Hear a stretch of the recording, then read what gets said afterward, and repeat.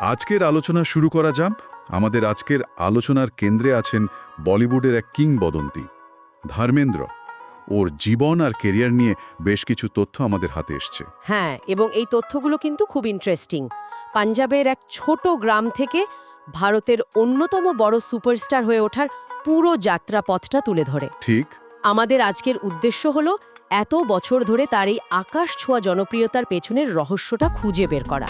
চলুন তাহলে গভীরে প্রবেশ করা যাক। আমাদের সূত্রগুলো তো একদম শুরু থেকে বলছে পঞ্জাবের এক গ্রামের গল্প থেকে। প্রথমে বলি, ওর আসল নাম কিন্তু ধর্মেন্দ্র ছিল না। না, ধরম সিং দেওল। 1935 সালে জন্ম পঞ্জাবের লুধিয়ানার কাছে সাহানেওয়াল গ্রামে।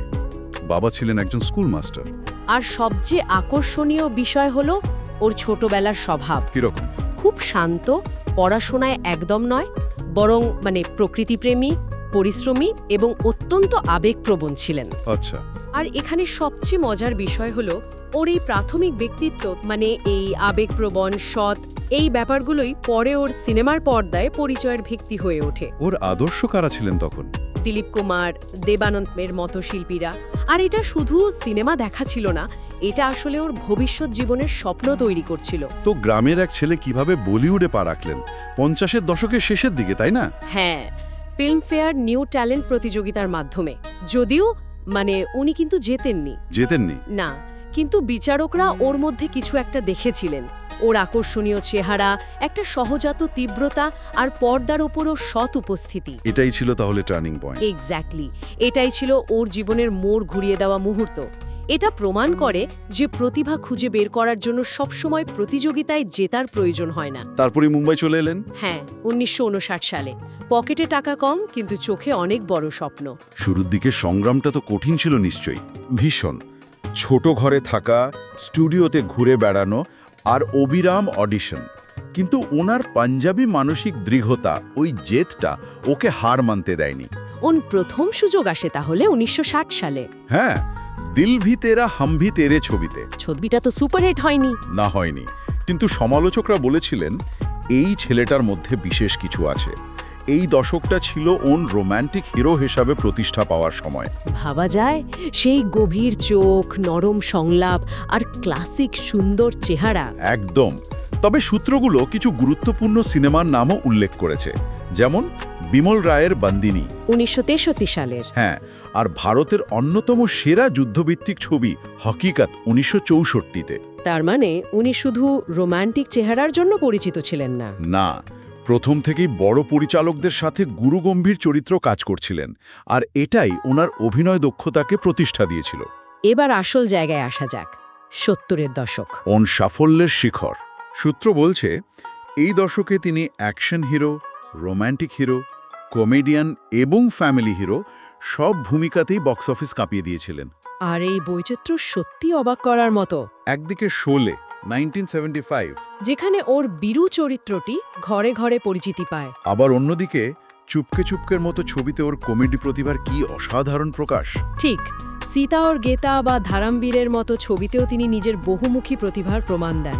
সূত্রগুলোতে একটা মজার তথ্যও দেওয়া আছে। হেমা মালিনীর সাথে প্রেম কাহিনীর শুরুটা, হ্যাঁ, শোলের সেটে। ওটা তো একটা কিংবদন্তি। 80-র দশকে ওর আরেকটা রূপান্তর দেখা যায়। বলিউডের হি ম্যান। আরও পেশিবহুল অ্যাকশন ভিত্তিক ছবিতে ওকে দেখা যেতে থাকে, যেমন দ্য বার্নিং ট্রেন। কিন্তু মজার ব্যাপার হলো, পারিবারিক দর্শকরাও ওকে তখনও সমানভাবে গ্রহণ করেছিল। এই মানিয়ে নেওয়ার ক্ষমতাটাই হয়তো, এই অভিযোজন ক্ষমতাটাই ওর দীর্ঘ কর্মজীবনে চাবিকাঠি। এই সময় তিনি প্রযোজনায়ও নামেন। ওর প্রযোজনা সংস্থার নাম ছিল বিজেতা ফিল্মস।